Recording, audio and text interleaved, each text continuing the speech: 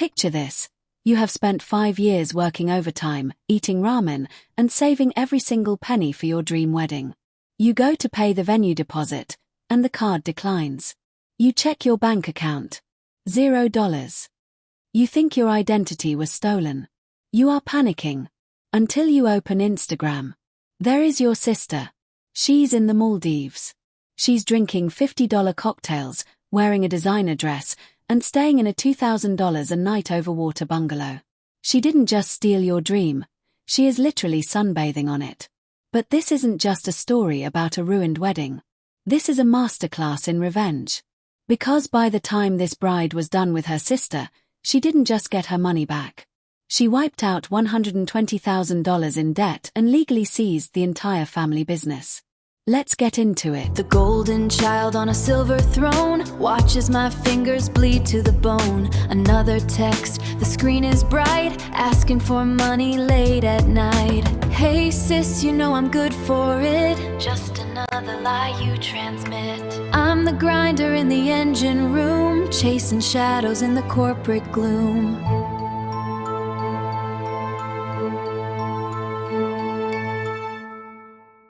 To understand how this explosion happened, you have to look at the players. We have Chloe and Sarah.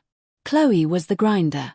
She was the older sister who actually ran the day-to-day operations of their father's highly successful shipping and logistics company.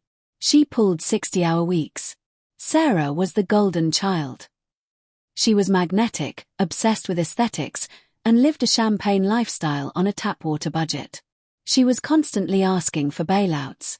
Because Chloe was responsible, she had saved up $30,000 for her wedding to her fiancé. She kept it in an old joint account she shared with Sarah from their college days. Chloe trusted her. Big mistake. Huge. Chloe calls Sarah. Voicemail. She calls her parents. They tell her to calm down. But then, the audacity gets worse.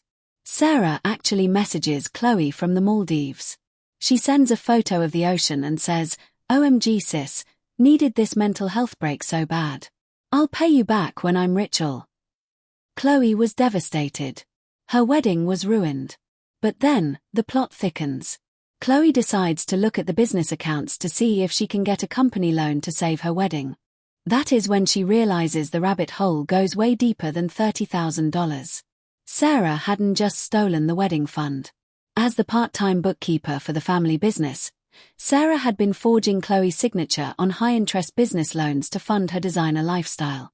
Chloe was now on the hook for over $120,000 in fraudulent debt. Chloe didn't cry. She went into shark mode. She knew if she went to the police immediately, her parents would cover for Sarah and hide the assets. She needed absolute leverage. She hired a forensic accountant in secret. They spent weeks pulling every receipt, every forged signature, and every IP address used to transfer the money. They discovered Sarah was using company funds to pay for her luxury apartment, her leased sports car, and that exact Maldives trip. Chloe had her dead to rights for grand larceny and identity theft. Sarah returns from the Maldives glowing and tanned. She walks into a family dinner expecting to laugh it off. Instead, she is met by Chloe and a process server.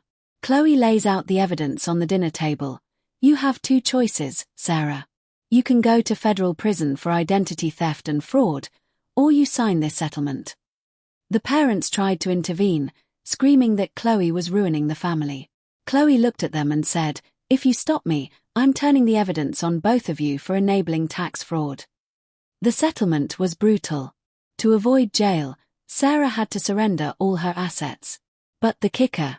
The parents had to legally sign over 100% of the family business shares to Chloe to cover the $120,000 debt Sarah racked up in the business's name. Chloe didn't get her massive wedding.